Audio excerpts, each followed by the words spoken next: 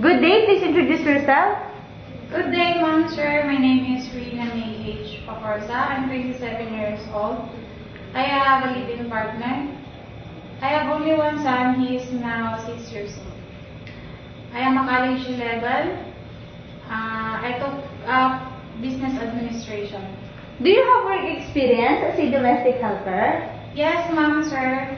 Here in the Philippines for 4 years and 1 month from September 2, 2016 to October 15, 2020.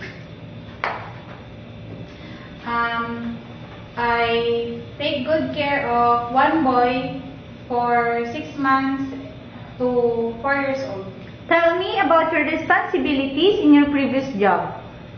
My responsibilities in my previous job is take care of kid and do household tasks.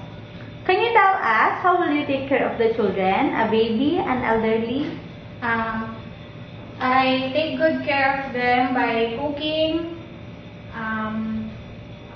feed them, take care of them for make sure that they are clean and healthy, and serve them as my own family.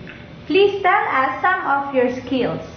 I can cook, I can ironing, I can wash clothes, and I cook Filipino dishes, but I am willing to learn how to cook Chinese dishes. What are the traits necessary to be domestic helper? It is necessary to be a hardworking person, honest, fast learner, and God-fearing. Anything else you want to tell for your future employer? Can you tell them now? Ma'am, sir, please hire me as your domestic helper. I promise I will finish my 2 years contract for my son's future. Thank you, Ma'am, sir. Thank you and hope to see you soon in Hong Kong.